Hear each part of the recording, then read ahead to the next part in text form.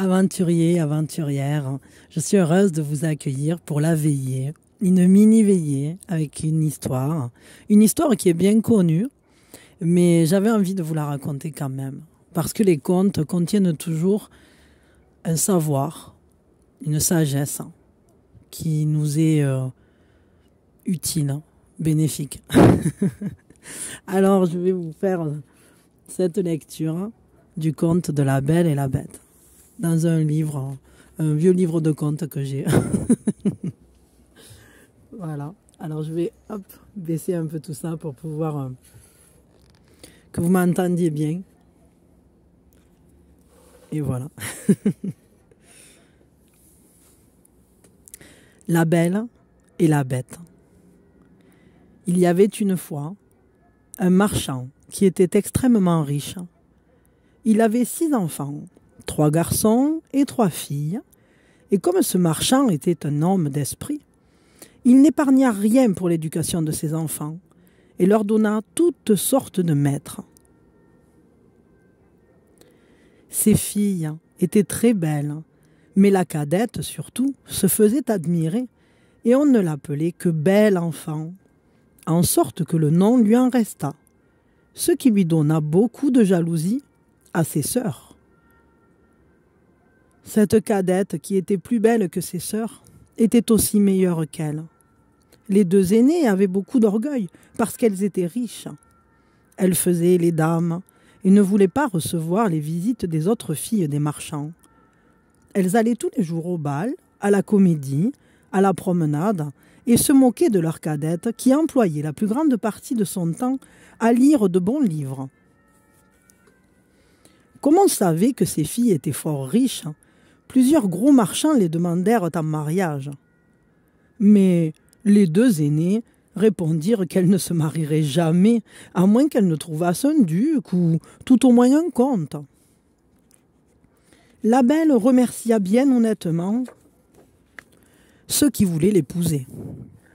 Mais elle leur dit qu'elle était trop jeune et qu'elle souhaitait de tenir compagnie à son père quelques années.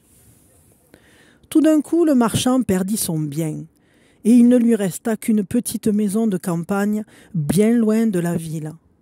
Il dit en pleurant à ses enfants qu'il fallait aller dans cette maison, et qu'en travaillant comme des paysans, ils pourraient y vivre. Quand ils furent arrivés à leur maison de campagne, le marchand et ses 3 fils s'occupèrent à labourer la terre. La Belle se levait à 4 heures du matin, et elle se dépêchait de nettoyer la maison et d'apprêter à dîner pour la famille. Elle eut d'abord beaucoup de peine, car elle n'était pas accoutumée à travailler comme une servante. Mais au bout de 2 mois, elle devint plus forte, et la fatigue lui donna une santé parfaite. Quand elle avait fait son ouvrage, elle lisait. Elle jouait du clavecin, ou bien elle chantait en filant. Ses 2 sœurs, au contraire, s'ennuyaient à la mort. Elles se levaient à 10 heures du matin, se promenaient toute la journée et s'amusaient à regretter leurs beaux habits et leur compagnie. « Voyez notre cadette, disait-elle, entre elles. Elle a l'âme si basse et si stupide qu'elle est heureuse de sa malheureuse situation. » Le bon marchand ne pensait pas comme ses filles. Il savait que la Belle était plus propre à briller dans les compagnies. Il admirait la vertu de cette jeune fille, surtout sa patience, car ses sœurs, non contentes de lui laisser tout l'ouvrage à la maison, l'insultaient à tout moment. Il y avait 1 an que cette famille vivait dans la solitude, lorsque le marchand reçut une lettre par laquelle on lui mandait qu'un vaisseau, sur lequel il avait des marchandises, venait d'arriver heureusement. Cette nouvelle faillit tourner la tête à ses 2 aînés qui pensaient qu'à la fin, elles pourraient quitter cette campagne où elles s'ennuyaient tant, et quand elles virent leur père prêt à partir, elles le prièrent de leur apporter des robes, des palatines, des coiffures et toutes sortes de bagatelles. La Belle ne lui demandait rien, car elle pensait que tout l'argent des marchandises ne suffirait pas pour acheter ce que ses sœurs souhaitaient. « Tu ne me pries pas de t'acheter quelque chose, lui dit son père. « Puisque vous avez la bonté de penser à moi, lui dit-elle, je vous prie de m'apporter une rose, car il n'en vient point ici. Ce n'est pas que la belle se souciât d'une rose, mais elle ne voulait pas condamner par son exemple la conduite de ses sœurs, qui auraient cru que c'était pour se distinguer qu'elle ne demandait rien. Le bonhomme partit, mais quand il fut arrivé, on lui fit un procès pour ses marchandises, et après avoir eu beaucoup de peine, il revint aussi pauvre qu'il était auparavant. Il n'avait plus que 30 000 pour arriver à sa maison, et il se réjouissait déjà du plaisir de voir ses enfants. Mais comme il fallait passer un grand bois avant de trouver sa maison, il se perdit. Il neigeait horriblement. Le vent était si grand qu'il le jeta 2 fois à bas de son cheval.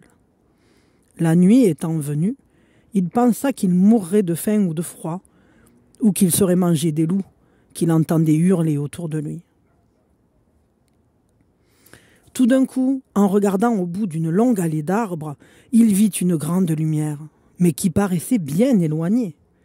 Il marcha de ce côté-là, et il vit que cette lumière sortait d'un grand palais qui était tout illuminé. Le marchand remercia Dieu du secours qu'il lui envoyait et se hâta d'arriver à ce château. Mais il fut bien surpris de ne trouver personne dans les cours. Son cheval, qui le suivait, voyant une écurie ouverte, entra dedans et ayant trouvé du foin et de l'avoine, le pauvre animal qui mourait de faim se jeta dessus avec beaucoup d'avidité. Le marchand l'attacha dans l'écurie et marcha vers la maison, où il ne trouva personne. Mais étant entré dans une grande salle, il y trouva un bon feu et une table chargée de viande où il n'y avait qu'un couvert. Comme la pluie et la neige l'avaient mouillé jusqu'aux os, il s'approcha du feu pour se sécher et disait en lui-même « Le maître de la maison ou les domestiques me pardonneront la liberté que j'ai prise et sans doute ils viendront bientôt. » Il attendit pendant un temps considérable. Mais 11 heures ayant sonné, sans qu'il vît personne, il ne put résister à la faim et prit un poulet, qu'il mangea en 2 bouchées et en tremblant. Il but aussi quelques coups de vin et, devenu plus hardi, il sortit de la salle et traversa plusieurs grands appartements magnifiquement meublés.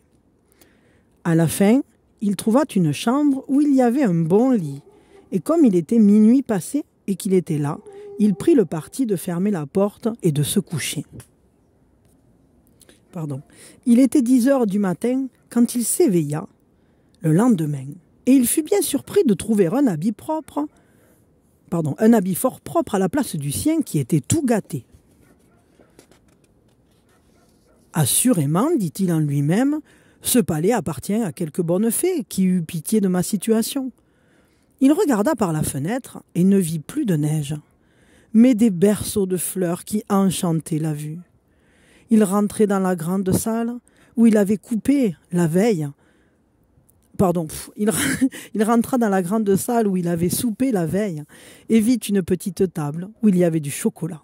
« Je vous remercie, madame la fée, dit-il tout haut, d'avoir eu la bonté de penser à mon déjeuner. » Le bonhomme, après avoir pris son chocolat, sortit pour aller chercher son cheval, et comme il passait sous un berceau de roses, il se souvint que la belle lui en avait demandé, et cueillit une branche où il y en avait plusieurs. En même temps, il entendit un grand bruit et vit venir à lui une bête si horrible qu'il fut tout près de s'évanouir. « Vous êtes bien ingrat, lui dit la bête d'une voix terrible. Je vous ai sauvé la vie en vous recevant dans mon château, et pour ma peine, vous me volez mes roses que j'aime mieux que toute chose au monde. Il vous faut mourir pour réparer cette faute. Je vous donne 1 quart d'heure pour demander pardon à Dieu. »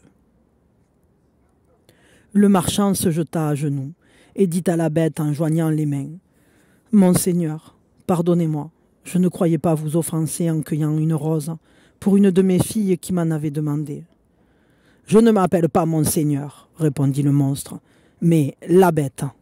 Je n'aime point les compliments. Moi, je veux qu'on dise ce qu'on pense. Ainsi, ne croyez pas me toucher par vos flatteries. Mais vous m'avez dit que vous aviez des filles. Je veux vous pardonner, à condition qu'une de vos filles vienne volontairement pour mourir à votre place. Ne me raisonnez pas. Partez. Et si vos filles refusent de mourir pour vous, jurez que vous reviendrez dans 3 mois. Le bonhomme n'avait pas le dessein de sacrifier une de ses filles à ce vilain monstre. Mais il se dit en lui-même « Au moins, j'aurai le plaisir de les embrasser encore une fois. » Il jura donc de revenir, et la bête lui dit qu'il pourrait partir quand il voudrait. « Mais, ajouta-t-elle, je ne veux pas que tu t'en ailles les mains vides. Retourne dans la chambre où tu as couché, tu y trouveras un grand coffre vide. Tu peux y mettre tout ce qu'il te plaira, je le ferai porter chez toi. » En même temps, la bête se retourna, et le bonhomme dit en lui-même « S'il faut que je meure, j'aurai la consolation de laisser du pain à mes pauvres enfants. » Il retourna dans la chambre où il avait couché, et y ayant trouvé une grande quantité de pièces d'or, il remplit le grand coffre dont la bête lui avait parlé, le ferma, et ayant repris son cheval qu'il retrouva dans l'écurie, il sortit de ce palais avec une tristesse égale à la joie qu'il avait lorsqu'il y était entré. Son cheval prit de lui-même une des routes de la forêt, et en peu d'heures, le bonhomme arriva dans sa petite maison. Ses enfants se rassemblèrent autour de lui, mais au lieu d'être sensible à leurs caresses, le marchand se mit à pleurer en les regardant. Il tenait à la main la branche de rose qu'il apportait à la belle. Il la lui donna et lui dit « La belle, prenez ces roses, elles coûteront bien cher à votre malheureux père. » Et tout de suite, il raconta à sa famille la funeste aventure qui lui était arrivée. À ce récit, ces deux aînés jetèrent de grands cris et dirent des injures à la belle qui ne pleurait point. « Voyez ce que produit l'orgueil de cette petite créature, disait-elle. Que ne demandait-elle des ajustements comme nous? Mais non, mademoiselle voulait se distinguer. Elle va causer la mort de notre père, et elle ne pleure pas. » « Cela serait fort inutile, reprit la belle. Pourquoi pleurerais-je la mort de mon père? Il ne périra point. Puisque le monstre veut bien accepter une de ses filles, je veux me livrer à toute sa furie. Et je me trouve fort heureuse, puisqu'en mourant, j'aurai la joie de sauver mon père et de lui prouver ma tendresse. Non, ma sœur, lui dirent ses trois frères, vous ne mourrez pas. Nous irons trouver le monstre et nous périrons sous ses coups si nous ne pouvons le tuer. Ne l'espérez pas, mes enfants, leur dit le marchand. La puissance de cette bête est si grande qu'il ne me reste aucune espérance de la faire périr. Je suis charmé du bon cœur de la belle, mais je ne veux pas l'exposer à la mort. Je suis vieux et il ne me reste que peu de temps à vivre. Ainsi, je ne perdrai que quelques années de vie, que je ne regrette qu'à cause de vous, mes chers enfants. Je vous assure, mon père, lui dit la belle, que vous n'irez pas à ce palais sans moi. Vous ne pouvez m'empêcher de vous suivre. Quoique je sois jeune, je ne suis pas fort attaché à la vie, et j'aime mieux être dévoré par ce monstre que de mourir du chagrin que me donnerait votre perte.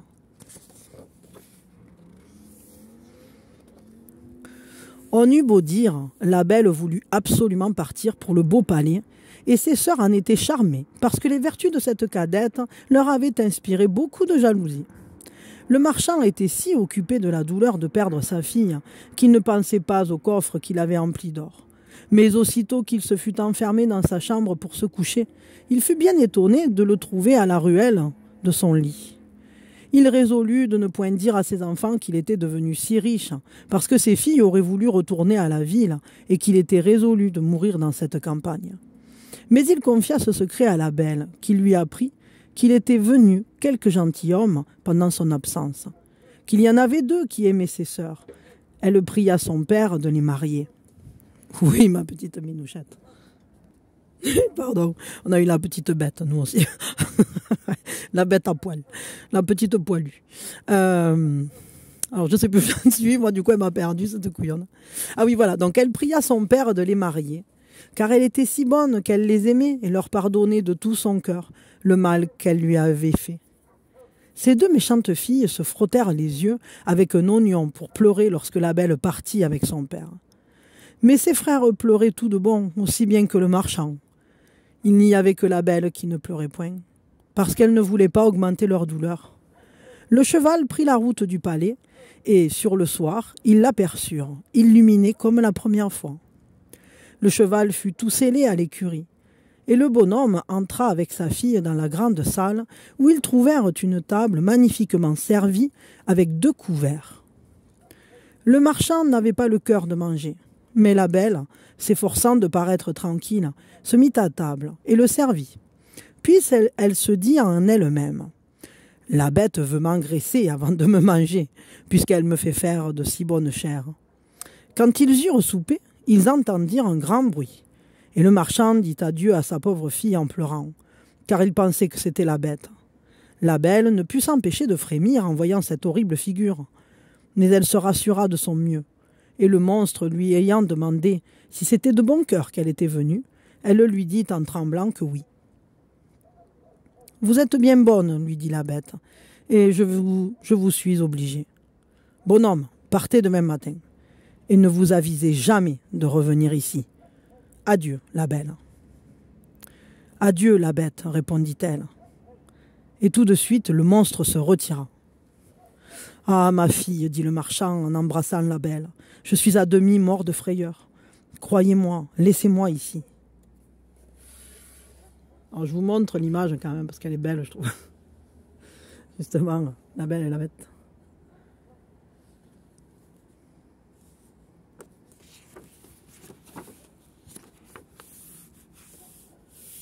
Hop.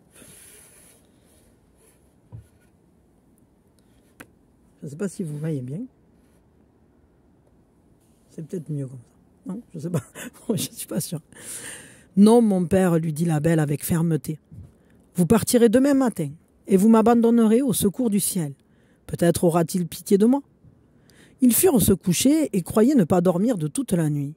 Mais à peine furent-ils dans leur lit que leurs yeux se fermèrent. Pendant son sommeil, la belle vit une dame qui lui dit « Je suis contente de votre bon cœur, la belle. La bonne action que vous faites en donnant votre vie pour sauver celle de votre père ne demeurera pas sans récompense. » La belle, en s'éveillant, raconta ce songe à son père. Et quoiqu'il le consolât un peu, cela ne l'empêcha pas de jeter de grands cris quand il fallut se séparer de sa chère fille. Lorsqu'il fut parti, la belle s'assit dans la grande salle et se mit à pleurer aussi. Comme elle avait beaucoup de courage, elle se recommanda à Dieu et résolut de ne se point chagriner pour le peu de temps qu'elle avait à vivre, car elle croyait fermement que la bête la mangerait le soir. Elle résolut de se promener en attendant et de visiter ce beau château. Elle ne pouvait s'empêcher d'en admirer la beauté. Mais elle fut surprise de trouver une porte sur laquelle il y avait écrit « Appartement de la belle ». Elle ouvrit cette porte avec précipitation et fut éblouie de la magnificence qui y régnait. Mais ce qui frappa le plus sa vue fut une grande bibliothèque, un clavecin et plusieurs livres de musique. « On ne veut pas que je m'ennuie, dit-elle tout bas. Elle pensa ensuite.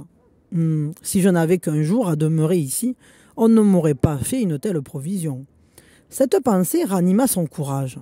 Elle ouvrit la bibliothèque et vit un livre où il y avait écrit en lettres d'or. « Souhaitez, commandez. Vous êtes ici la reine et la maîtresse. » Hélas, dit-elle en soupirant, je ne souhaite rien que de voir mon pauvre père et de savoir ce qu'il fait à présent. Elle avait dit cela en elle-même. Quelle fut sa surprise en jetant les yeux sur un grand miroir d'y voir sa maison où son père arrivait avec un visage extrêmement triste. Ses sœurs venaient au-devant de lui et malgré les grimaces qu'elles faisaient pour paraître affligées, la joie qu'elles avaient de la perte de leur sœur paraissait sur leur visage. Un moment après, tout cela disparut et la belle ne put s'empêcher de penser que la bête était bien complaisante et qu'elle n'avait rien à craindre d'elle. À midi, elle trouva la table mise et pendant son dîner, elle entendit un excellent concert, quoiqu'elle ne vit personne.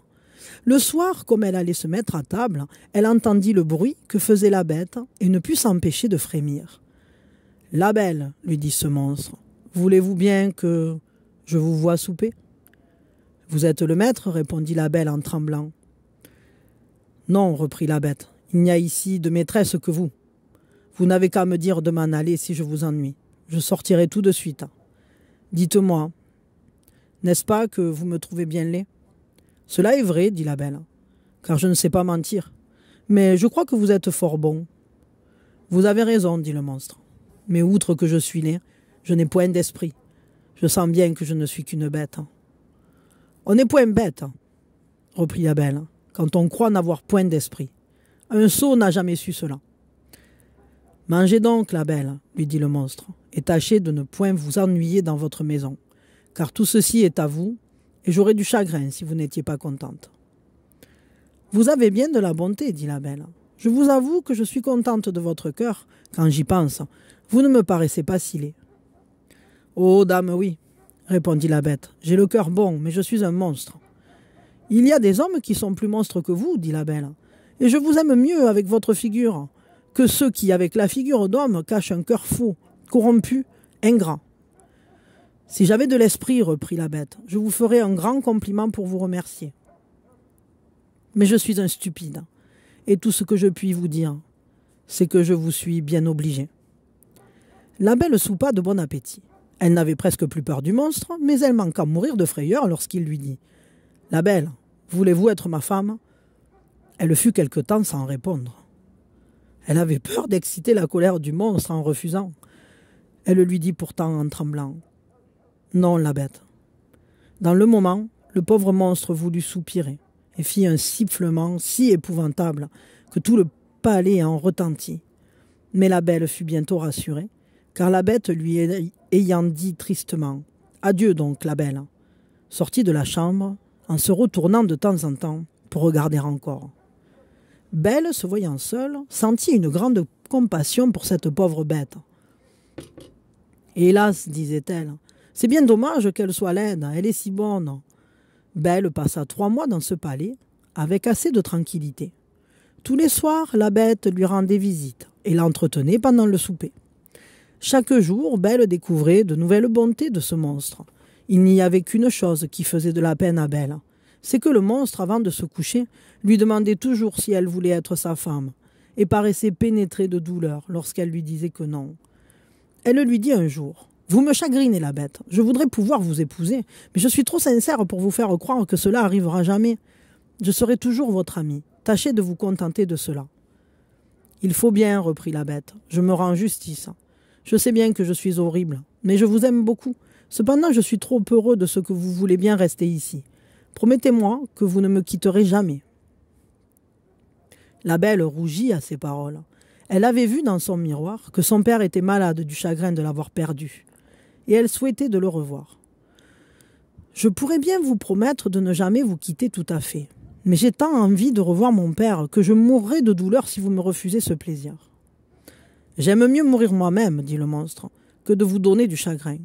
Je vous enverrai chez votre père, vous y resterez, et votre pauvre bête en mourra de douleur. »« Non, lui dit la belle en pleurant, je vous aime trop pour vouloir causer votre mort.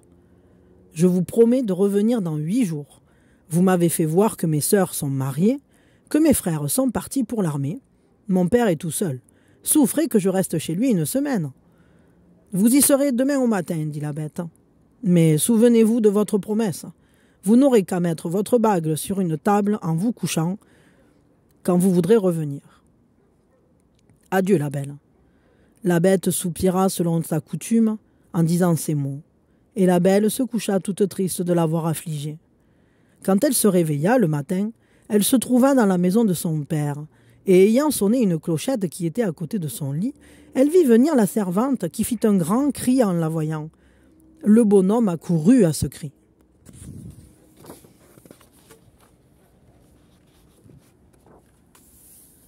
Et manqua de mourir... Et manqua mourir de joie en revoyant sa chère fille. Et ils se tinrent ensemble, embrassés plus d'1 quart d'heure. La belle, après les premiers transports, pensa qu'elle n'avait point d'habit pour se lever. Mais la servante lui dit qu'elle venait de trouver dans la chambre voisine un grand coffret plein de robes d'or, garni de diamants. Belle remercia la bonne bête de ses attentions. Elle prit la moins riche de ses robes et dit à la servante de serrer les autres, dont elle voulait faire présent à ses sœurs. Mais à peine eut-elle prononcé ces paroles que le coffret disparut. Son père lui dit que la bête voulait qu'elle gardât tout cela pour elle, et aussitôt les robes et le coffre revinrent à la même place. La belle s'habilla, et pendant ce temps, on fut avertir ses sœurs qui accoururent avec leur mari. Celles-ci manquèrent mourir de douleur quand elles la virent habillée comme une princesse et plus belle que le jour. Il eut beau les caresser, rien ne put étouffer leur jalousie. Elle eut beau les caresser, rien ne put étouffer leur jalousie. Ces deux jalouses descendirent dans le jardin pour y pleurer tout à leur aise. Et elles se disaient « Pourquoi cette petite créature est-elle plus heureuse que nous? Ne sommes-nous pas plus aimables qu'elle ?» « Ma sœur, dit l'aînée, il me vient une pensée. Tâchons de l'arrêter ici plus de 8 jours. Sa sotte bête se mettra en colère de ce qu'elle lui aura manqué de parole, et peut-être qu'elle la dévorera. »« Vous avez raison, ma sœur, répondit l'autre. Pour cela, il lui faut faire de grandes caresses. » Et ayant pris cette résolution, elles remontèrent et firent tant d'amitié à leur sœur que la belle en pleura de joie. Quand les 8 jours furent passés, les deux sœurs s'arrachèrent les cheveux et firent tant les affliger de son départ qu'elle promit de rester encore 8 jours. Cependant, Belle se reprochait le chagrin qu'elle allait donner à sa pauvre bête, qu'elle aimait de tout son cœur. Et elle s'ennuyait de ne plus la voir. La 10e nuit qu'elle passa chez son père, elle rêva qu'elle était dans le jardin du palais et qu'elle voyait la bête couchée sur l'herbe, prête à mourir, qui lui reprochait son ingratitude. La belle se réveilla en sursaut et versa des larmes. « Ne suis-je pas bien méchante, dit-elle, de donner du chagrin à une bête qui a pour moi tant de complaisance? Est-ce ma faute si elle est si laide et si elle a peu d'esprit? Elle est bonne, cela vaut mieux que tout le reste. Allons, il ne faut point la rendre malheureuse. Je me reprocherai toute la vie mon ingratitude. » À ces mots, la belle se leva, met sa bague sur la table et revient se coucher. À peine fut-elle dans son lit qu'elle s'endormit. Et quand elle se réveilla le matin, elle vit avec joie qu'elle était dans le palais de la bête. Elle s'habilla magnifiquement pour lui plaire et s'ennuya à mourir toute la journée en attendant 9 heures du soir. Mais l'horloge eut beau sonner, la bête ne parut point. La belle alors craignit d'avoir causé sa mort. Elle courut tout le palais en jetant de grands cris. Elle était au désespoir. Après avoir cherché partout, elle se souvint de son rêve et courut dans le jardin vers le canal où elle l'avait vue en dormant. Elle trouva la pauvre bête étendue, sans connaissance, et elle crut qu'elle était morte. Elle se jeta sur son corps, sans avoir horreur de sa figure, et sentant que son cœur battait encore, elle prit de l'eau dans le canal et lui en jeta sur la tête. La bête ouvrit les yeux et dit à la belle « Vous avez oublié votre promesse. Le chagrin de vous avoir perdu m'a fait résoudre à me laisser mourir de faim. Mais je meurs contente, puisque j'ai le plaisir de vous revoir encore une fois. »« Non, ma chère bête, vous ne mourrez point, lui dit la belle. Vous vivrez pour devenir mon époux. Dès ce moment, je vous donne ma main, et je jure que je ne serai qu'à vous. Hélas, je croyais n'avoir que de l'amitié pour vous, mais la douleur que je sens me fait voir que je ne pourrai vivre sans vous voir. » À peine la belle eut-elle prononcé ces paroles qu'elle vit le château briller de lumière. Les feux d'artifice, la musique, tout lui annonçait une fête. Mais toutes ces beautés n'arrêtèrent point sa vue. Elle se retourna vers sa chère bête, dont le danger la faisait frémir. Quelle fut sa surprise! La bête avait disparu, et elle ne vit plus à ses pieds qu'un prince plus beau que l'amour, qui la remerciait d'avoir fini son enchantement. Quoique le prince méritât toute son attention, elle ne put s'empêcher de lui demander où était la bête. « Vous la voyez à vos pieds, lui dit le prince. Une méchante fée m'avait condamné à rester sous cette figure, jusqu'à ce qu'une belle fille consentît à m'épouser, et elle m'avait défendu de faire paraître mon esprit. Ainsi, il n'y avait que vous dans le monde assez bonne pour vous laisser toucher de la bonté de mon caractère, et en vous offrant ma couronne, je ne puis m'acquitter des obligations que je vous ai. » La belle, agréablement surprise, donna la main à ce beau prince pour le relever. Ils allèrent ensemble au château, et la belle manqua mourir de joie en trouvant dans la grande salle son père et toute sa famille, que la belle dame qui lui était apparue en songe avait transportée au château. « Belle, lui dit cette dame qui était une grande fée, venez recevoir la récompense de votre bon choix. Vous avez préféré la vertu à la beauté et à l'esprit. Vous méritez de trouver toutes ces qualités réunies en une seule personne. Vous allez devenir une grande reine. J'espère que le trône ne détruira pas vos vertus. Pour vous, mesdemoiselles, dit la fée aux deux sœurs de Belle, je connais votre cœur et toute la malice qu'il renferme.